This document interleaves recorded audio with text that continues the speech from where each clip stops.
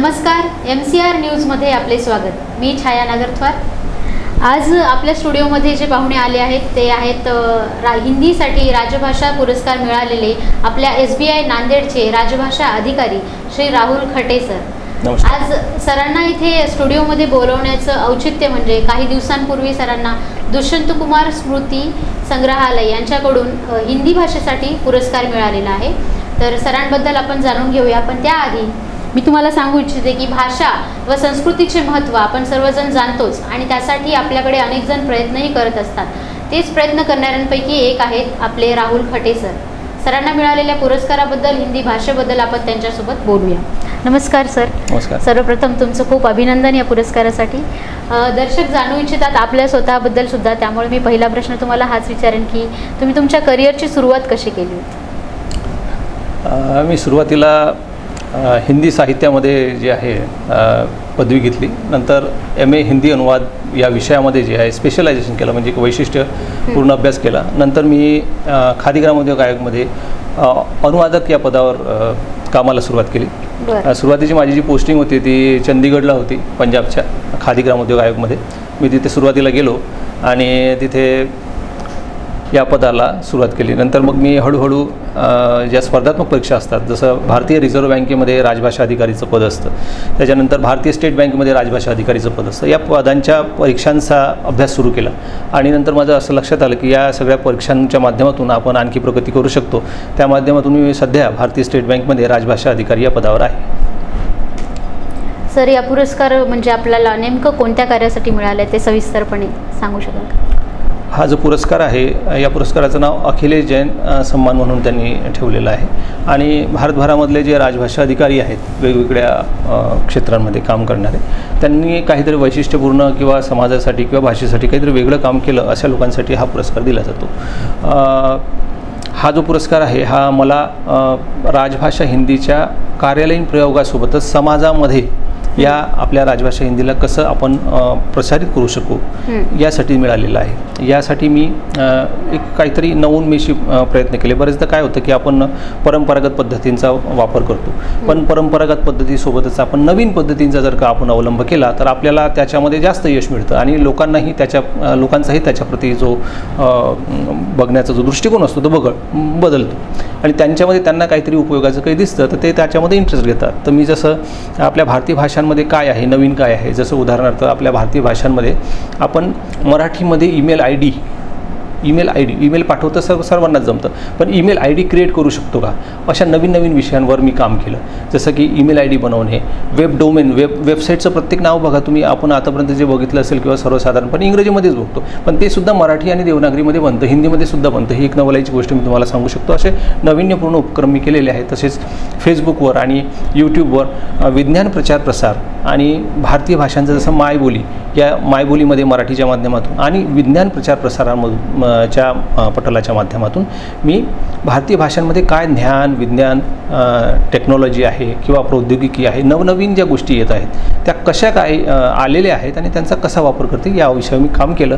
म्हणून मी माझ्या या सगळ्या कामाला बघून भारत सरकारच्या दुष्यंत कुमार स्मारक पांडुलिपी संग्रहालय भोपाळ इथे जे स्थित आहे, वेगवेगळ्या श्रेणी आहेत त्याच्यामध्ये, कला, साहित्य, संस्कृती आणि इतरही ज्या कॅटेगरीज आहेत, ज्या श्रेणीज आहेत, त्याच्यामध्ये मला राजभाषेच्या प्रचार आणि प्रसारासाठी हा पुरस्कार मिळालेला आहे। बरं सर, या पुरस्काराचं वैशिष्ट्य असं तुम्ही काही सांगू शकाल का?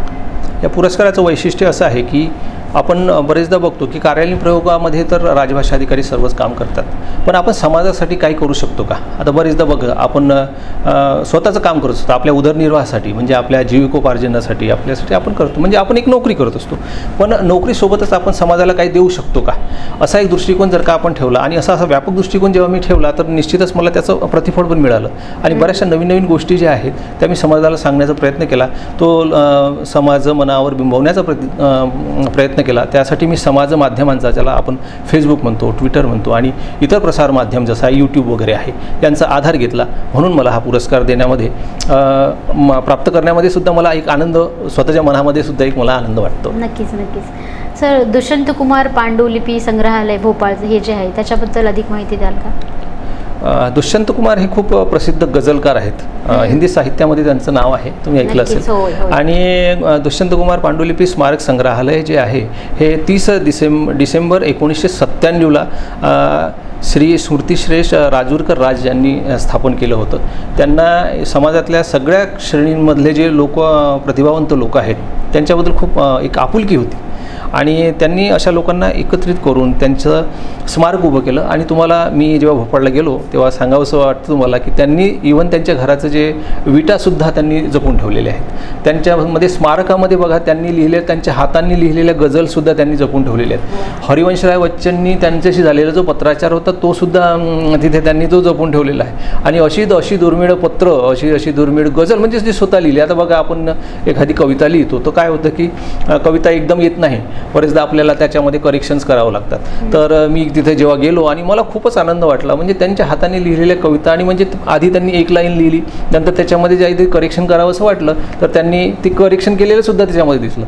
तिथे मी जे मिथिलेश राजूरकर आहेत त्यांनी मला हे सगळ्या गोष्टी दाखवल्या आणि मला खूपच आनंद वाटला. आणि त्याच्या संदर्भात मी प्रसारमाध्यमांशी बोललो. एकंदरीत कसं असतं की आपण अभ्यासामध्ये ज्या गोष्टी वाचतो किंवा अभ्यास करतो ते प्रत्यक्षात तुम्हाला जाऊन त्या घरामध्ये जिथे त्यांचं वास्तव्य होतं किंवा ज्याचं ज्यांनी त्यांच्या कृती त्यांनी हातीने लिहिलेल्या आहेत त्या जेव्हा बघितल्या मला तेव्हा खूपच आनंद, मंत्रमुग्ध झाल्यासारखं वाटलं. अरे तो अनुभव एक वेगळाच प्रभावी असणार आहे. सर, श्री अखिलेश जैन यांच्याबद्दल सांगात काही? अखिलेश जैन हे एक ॲक्टिव्ह राजभाषा अधिकारी होते, एक सक्रिय राजभाषा अधिकारी होते. आणि बरेचदा काय असतं की भाषा बघा, भाषा सगळ्यांना जोडते. कला, साहित्य, संस्कृती, ज्ञान, विज्ञान, तकनीक, टेक्नॉलॉजी आणि समाज या सगळ्यांना जोडणारे खूप चांगलं माध्यम आहे भाषा. आणि ते सुद्धा एक भाषा अधिकारी होते. तर त्यांचं एक जे व्यक्तित्व होतं ते समाजातल्या सगळ्या लोकांना घेऊन चालायचं आणि त्यांना जुळून राहायचं असं होतं. त्यामुळे काय झालं की त्यांनी ते दुष्यंत कुमार पांडुलिपी संग्रहालयाशी जुडले आणि त्यांनी काही आपली आर्थिक आणि मदतसुद्धा दुष्यंत कुमार पांडुलिपी संग्रहालय केली. तर ते मूळतः तर NHDC म्हणजे Narmada hydro electricals development corporation म्हणून आहे भोपाळला, तिथे कार्यरत होते. पण त्यांचं जे व्यक्तित्व होतं ते एक सहृदय, साहित्याशी आणि दिलखुलास एक व्यक्तित्व होतं. त्याच्यामुळे त्यांची जी स्मृती आहे ती सर्वांना आहे आणि त्यांच्या स्मृतीमध्ये हा सन्मान देण्यात यावा असं पांडुलिपी संग्रहालयाने ठरवलं. पुस्तक लिहिलेलं आहे जे की खूप चर्चित आहे. त्याच्यामध्ये राजभाषा हिंदीबद्दल नवोन्मेषी उपाय किंवा योजना याच्याबद्दल सरांनी बोललेलं आहे. तर त्याबद्दल सरांना विचारूया. सर, या चर्चित पुस्तकाबद्दल तुम्ही काय सांगाल? सुरुवातीला मी शिक्षण क्षेत्रामध्ये जेव्हा शिकायचो तेव्हा बऱ्याचशा गोष्टी आपण बघा वर्गामध्ये जेव्हा शिकतो तेव्हा आपल्या डोक्यामध्ये काहीतरी चालू होतं. शिक्षक आपल्याला शिकवतात पण आपल्या डोक्यामध्ये, विद्यार्थ्याच्या डोक्यामध्ये प्रत्येक विद्यार्थ्याच्या डोक्यामध्ये काहीतरी चालू असतं. तसं मला आता मी लहानपणी जेव्हा शिकायचो तेव्हा असं सांगितलं जातं माणसाचा विकास जो आहे तो डार्विनपासून झाला. तर आपल्या डोक्यामध्ये एक चालू असतं की आपल्याला घरीमध्ये थोडंसं आपल्याकडे एक दार्शनिकतेचं किंवा आपल्या धार्मिकतेचं वातावरण जेव्हा असतं तेव्हा तुम्हाला पण आठवत असेल की आपल्याला विष्णूच्या अवतारांमध्ये एक गोष्ट सांगितली जायची दशावताराची. त्याच्यामध्ये त्याचा जो सिक्वेन्स होता, त्याचा जो क्रम होता तो विकासाचा, जसं पृथ्वीवर सगळ्यात आधी जल होतं, त्या जलामध्ये आधी सगळ्यात आधी जलीय वनस्पती निर्माण झाल्या किंवा प्राणी निर्माण झाले, नंतर उभयचर निर्माण झाले म्हणजे कासवासारखे जीव निर्माण झाले, नंतर वराहासारखे पूर्णपणे दलदलयुक्त जसा जो प्रदेश असतो तिथे राहणारे जीव उत्पन्न झाले, त्याच्यानंतर मग छोट्या कदकाठीचे जीव उत्पन्न झाले, त्याच्यानंतर मग मनुष्य सदृश प्राणी आणि प्राणी सदृश मनुष्य जीव उत्पन्न झाला ज्याला आपण नृसिंह म्हणतो. आणि अशा विविध गोष्टींपासून विकास झाल्यानंतर जी दशावताराची जी सिरीज आहे, जी शृंखला आहे, त्याच्यामध्ये सुद्धा आपल्याला एक विकासवाद दिसतो. बरोबर, हे एक आश्चर्याची गोष्ट आहे. म्हणजे अवतारवादमध्ये एक विकासवाद दिसतो. आणि विकासवादामधला जर का तुम्ही खूप शोध घेतला तर जीवशास्त्राच्या आधारावर तुम्हाला तो क्रम बरोबर बसलेला दिसतो. म्हणजे एकंदरीत काय आपण विज्ञान वाचतोय की दर्शनशास्त्र किंवा अध्यात्म वाचतोय, तर ही एक ज्ञानाची कशी असते की एक सांगड घातलेली असते. तर जसं एकाच व्यक्तीला बऱ्याचशा पैलू असतात, त्याच्या एका भूमिका असतो. एक व्यक्ती ऑफिसमध्ये काहीतरी असतो, घरामध्ये एक दुसरी भूमिका निभवतो, तर समाजामध्ये आणखी काहीतरी भूमिका निभवतो. तशा ज्ञानाच्या वेगवेगळे पैलू असतात. तर आपल्याकडे काय झालं की आपलं जे ज्ञान होतं ते फक्त ते होतं सर्वांगीण, पण आपण त्याला धार्मिकतेच्या दृष्टिकोनातून बघितल्यामुळे आपल्याला काय वाटतं की ते केवळ धार्मिकता आहे. ते धार्मिकता नसून त्याच्यामध्ये वेगवेगळे पैलू आहेत. तर ते पैलूंचा मी जेव्हा खोल अभ्यास केला तेव्हा मला असं लक्षात आलं की आपल्याला ह्या सगळ्या गोष्टींवर अभ्यास करायला पाहिजे आणि याच्यावर काहीतरी लिहायला पाहिजे. तर एक वरिष्ठ पत्रकार आहेत शिवपुरी मध्य प्रदेशचे प्रमोद भार्गव, त्यांचे खूप लेख पेपरमध्ये वगैरे सगळे येत असतात, हिंदीमध्ये ते खूप लिहितात. तर मी त्यांना सांगितलं, सर म्हटलं मला असं असं वाटतंय, तर तुम्हाला बरोबर वाटतंय म्हणे. मग काय? तर म्हटलं मग पण याला काही माध्यम मला असं वाटतंय फक्त. नाही म्हणे तुम्ही याला लिहून काढा म्हणे.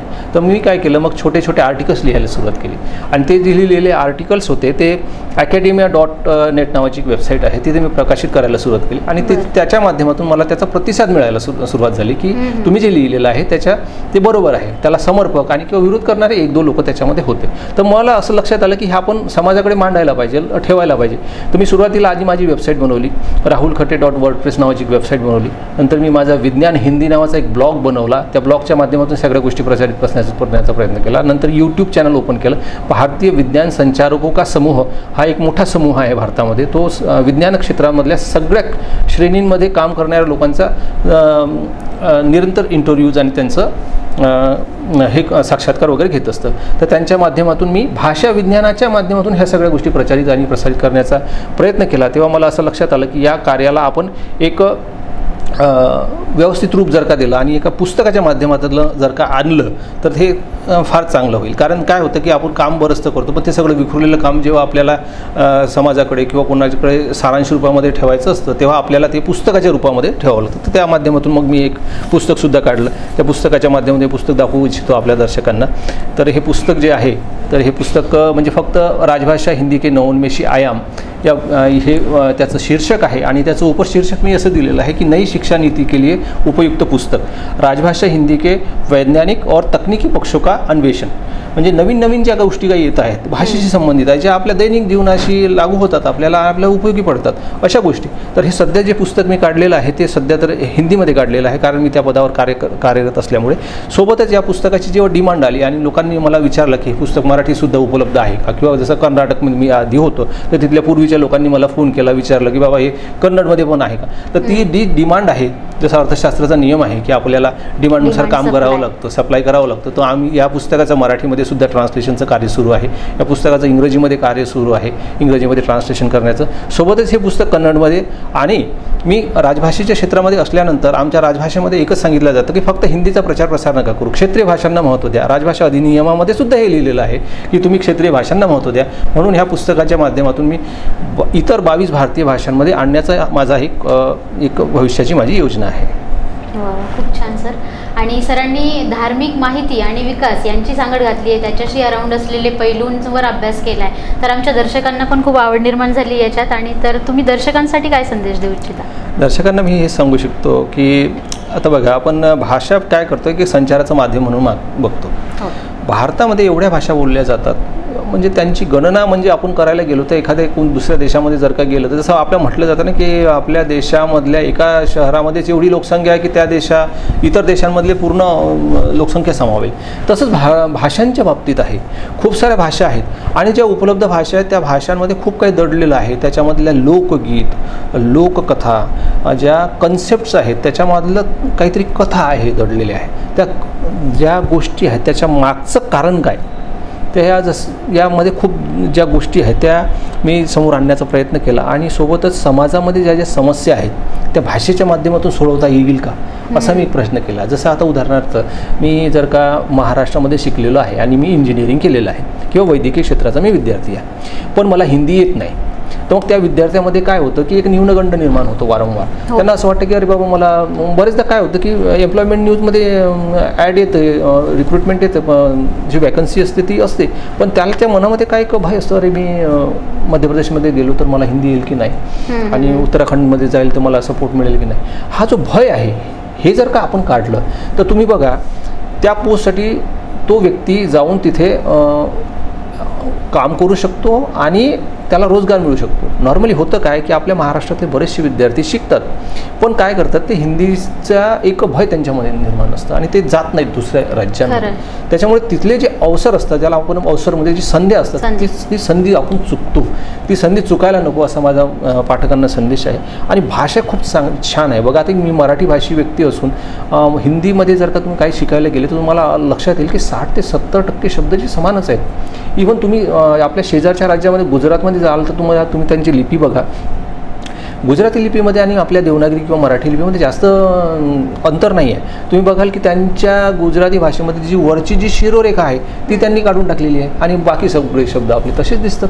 म्हणजे काय, आपल्याला देवनागरी लिपी, आणि एक आश्चर्याची गोष्ट अशी आहे की आपल्या 22 भारतीय भाषांमध्ये देवनागरी लिपी एक असं सूत्र आहे की या सगळ्या भाषांना जोडता येते. आणि जोडून बघा, मण्यांमध्ये जसा धागा हा जोडलेला असतो तशी ही देवनागरी लिपीने जोडून ठेवलेली आहे. आणि ज्या दक्षिणेकडच्या भाषा आपल्याला वेगळ्या वाटतात त्यांच्या उच्चारणाकडे जेव्हा तुम्ही जाल तेव्हा तुमच्या लक्षात येईल की हे काही वेगळं नाही आहे, हे एकच आहे, फक्त व्यक्त करण्याची पद्धती वेगळी आहे. जसं आता तमिळमध्ये किंवा दक्षिण भारतमध्ये एक शब्द आहे बघा, वडक्कम, किंवा त्याला वणक्कम म्हणतात.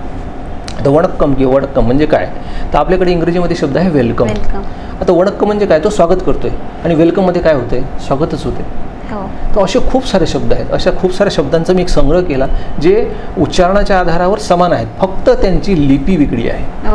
आता ती लिपी वेगळी असल्यामुळे आपल्याला ती वेगळीच भाषा वाटते. आता जसं ब्रेकिंग लिहिलेलं आहे, हा शब्द आहे भृंग लिहिलेला आहे. भृंग म्हणजे तुटणे किंवा फुटणे. न्यूज म्हणजे काय, नवस्यचा न्यूज झालेला आहे. हे ॲक्च्युली आपण एकच भाषा, पूर्ण विश्व ही एक भाषा बोलते असं भाषा संशोधक सांगतात. फक्त त्यांच्या पद्धत व्यक्त करण्याची पद्धत वेगळी आहे. जसे जमिनीवरचे सगळे मनुष्य जे असतात त्यांच्या शरीराची रचना एक प्रकारची असते, फक्त त्याचा आकार प्रकार सांगणं वेगळं, एक आंतरिक रचना थोडीशी वेगळी असते. पण जे मेन स्ट्रक्चर असतं, जसं सगळ्या धर्माचे लोक जे आहेत त्यांचं स्ट्रक्चर एक असतं, तसं सर्व भाषांचं सुद्धा आंतरिक स्ट्रक्चर जे आहे, आंतरिक संरचना जी आहे ती एकच असते. या विषयावर खूप अध्ययन झालेलं आहे. अष्टाध्यायीमध्ये पाणिनींनी याच्यावर खूप अभ्यास केलेला आहे. त्यांनी पाणिनी धातुपाठाची रचना केलेली आहे. त्याच्यामध्ये त्यांनी जसं आपण कोणत्याही, आता इथे जेवढेही पदार्थ आहेत ते कोणत्या मेटलपासून बनलेले आहेत, म्हणजे धातूपासून बनलेले आहे, याचा जर आपण शोध लावतो, म्हणजे जसं लोखंडाची वस्तू आहे किंवा तांब्याची वस्तू आहे, तसे त्यांनी शब्दांचा एक मूळ धातू शोधण्याचा प्रयत्न केला. त्याच्या आधारावर त्यांनी असं दाखवलं की विश्वामधल्या, भारतामधल्या भाषांची गोष्ट नाही, विश्वामधल्या सगळ्या भाषांचं जे रूट असतं ते एकच असतं. त्याला व्यक्त करण्याच्या पद्धती वेगळ्या असतात, म्हणजे त्यांची लिपी वेगळी असते. त्याच्यामुळे सगळ्या भाषा आपल्याला वेगळ्या वाटतात. तेव्हा आपण या भाषेला थोडंसं महत्त्व देऊन याचा अभ्यास करून याच्या माध्यमातून आपण स्वतःही रोजगार प्राप्त करावा. याच्यामधून आपण अनुवाद करू शकतो, आपण स्वतःचं काहीतरी स्क्रिप्ट रायटिंग करू शकतो, आपण स्वतःला व्यक्त करू शकतो, कविता लिहू शकतो, पुस्तक लिहू शकतो, नाही तर कमीत कमी बोलू तर शकतोच. नक्कीच नक्कीच. आपण जर का बोलण्यातून आता बघा काही कितीतरी कला अशा आहेत की ज्या फक्त बोलण्याच्या आहेत.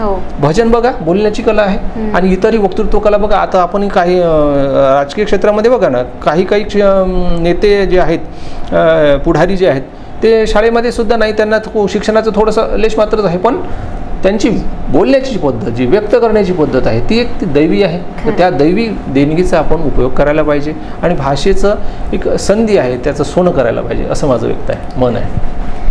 सरांना नॉलेज किती आहे, सरांकडे माहिती किती आहे हे तर आपल्याला कळलंच आहे सरांच्या बोलण्यावरून. परंतु सरांनी फक्त त्या नॉलेजला नॉलेज नाही ठेवलं, माहिती फक्त पुस्तकात नाही उतरवली, तर आपल्याला सरांच्या बोलण्यातून हेही कळालं की प्रॅक्टिकली आपल्या लाईफमध्ये त्याचं काय आपण करू शकतो. सो खरंच थँक्यू सर त्यासाठी. आणि मला पुढचा प्रश्न असा विचारू इच्छिते मी की तुम्ही राजभाषा आपली प्रसार करण्यासाठी काय काय प्रयत्न केलेत, कशा प्रकारे त्याचा प्रसार केला? मी सुरुवातीला जेव्हा राजभाषेच्या क्षेत्रामध्ये आलो तेव्हा मी बघितलं की कॉम्प्युटरवर लोकांना काम करायला खूप कठीण जात आहे.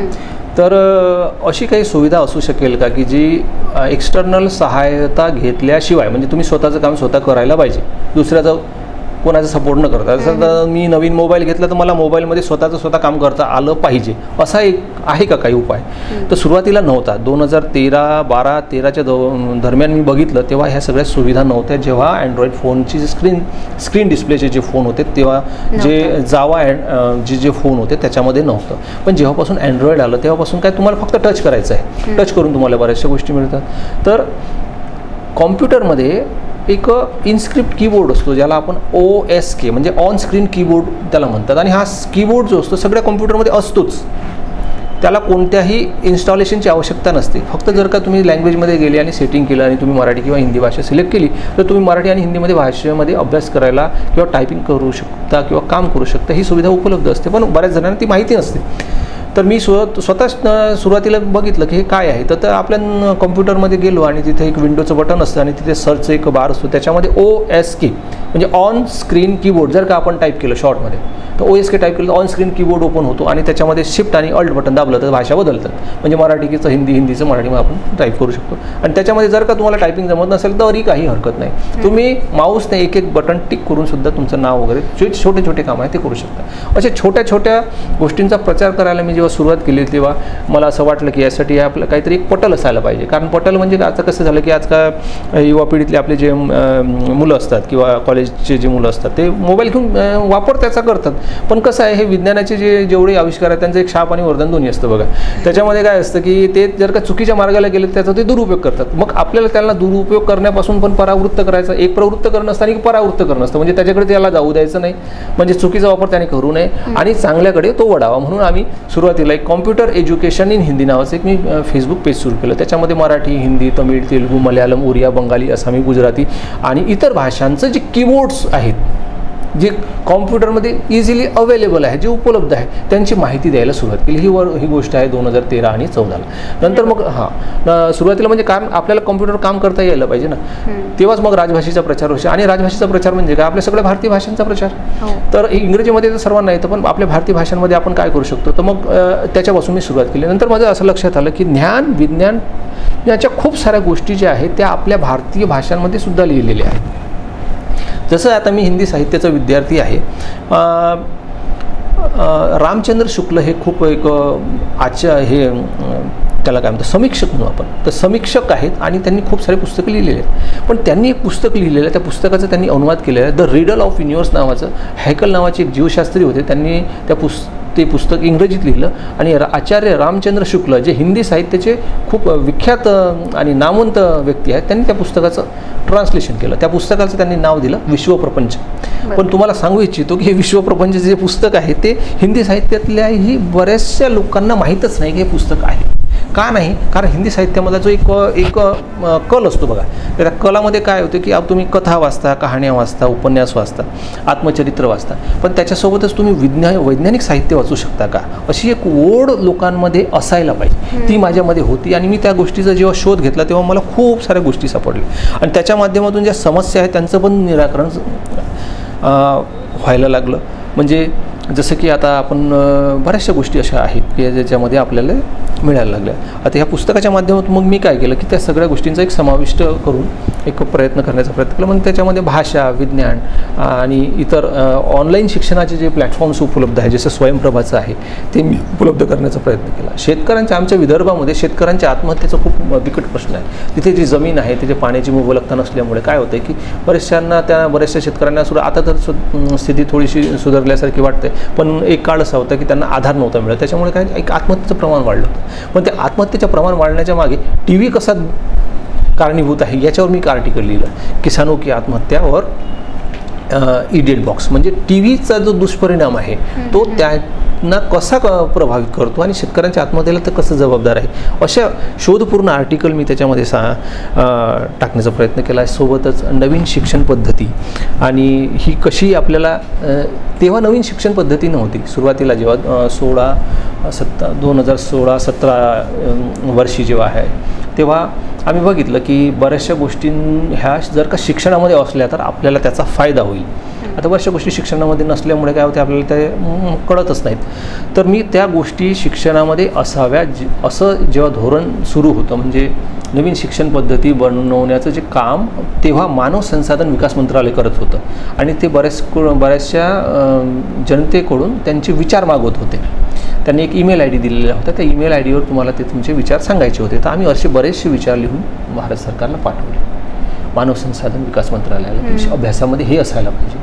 जसं आता MSCIT आपण पाठ्यक्रम बघतो. MSCIT पाठ्यक्रमामध्ये ज्या मूलभूत गोष्टी असायला पाहिजेत, जसं आपल्या भारतीय भाषेमध्ये टायपिंगची सुविधा किंवा इतर गोष्टी आता आलेल्या आहेत त्या गोष्टी, पण तेव्हा नव्हत्या.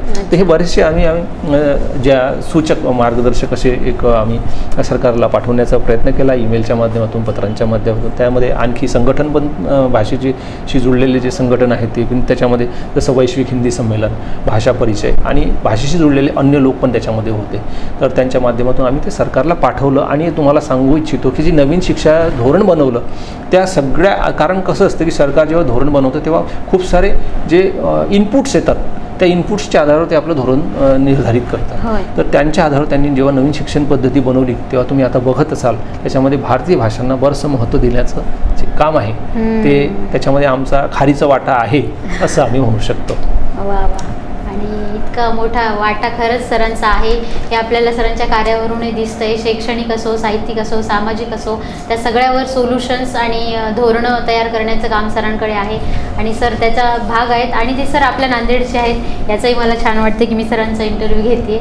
सर पुढचा प्रश्न मी तुम्हाला विचारू इच्छिते की राजभाषाच्या प्रसारासाठी काही योजना तुमच्या स्वतःच्या आहेत का? माझी योजना अशी आहे, माझी तर आता हा एक पटल आहे म्हणा.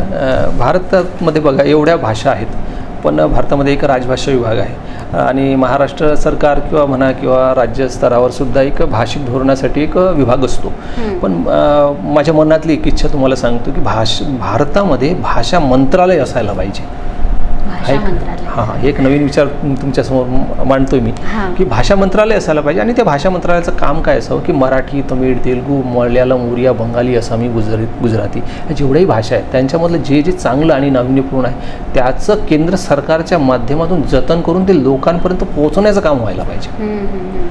आता काय झालं आहे की राजभाषा विभाग आहे, पण राजभाषा विभागाला काय कसं आहे की एक भारतीय हिंदीवर जास्त फोकस आहे. माझं म्हणणं असं आहे की मराठी, तमिळ, तेलुगू, ओरिया, बंगाली असं या भाषांमध्ये खूप सारं साहित्य आहे.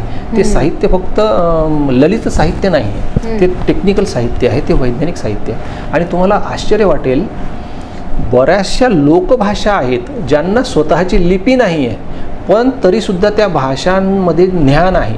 आता तुम्ही अनुभवलं असेल की आपण जेव्हा आपल्या गावाकडे जातो तेव्हा बरेचसे लोकगीतं आपण ऐकत असतो. त्याच्यामध्ये बाहुल्यांच्या गाण्यांपासून ते खूप साऱ्या गोष्टी काही आहेत, त्याच्यामध्ये ज्ञान आहे, त्याच्यामध्ये संदेश असतो. पण तो लिपीबद्ध नसल्यामुळे, त्याला लिपी नसल्यामुळे ते काय होतं एका पिढीकडून दुसऱ्या पिढीकडे ट्रान्सफर होतं. पण बरेचदा ती पिढी जर का खंडित झाली किंवा दुसऱ्या देशांमध्ये गेली किंवा आणखी काही इतर कारणांमुळे, प्राकृतिक कारणांमुळे ती जी शृंखला आहे ती खंडित होते. तर ती जर का आपल्याला जतन करायची असेल तर ती आपण देवनागरी लिपीच्या माध्यमातून, आपल्या भारतीय भाषांच्या माध्यमातून सहजतेने आपण जतन करू शकतो आणि आपल्या येणाऱ्या पिढीला ते जे आपलं ज्ञान आहे ते देऊ शकतो. सर शेवटाकडे वळताना तुम्ही नवीन पिढीसाठी काय संदेश देऊ इच्छिता?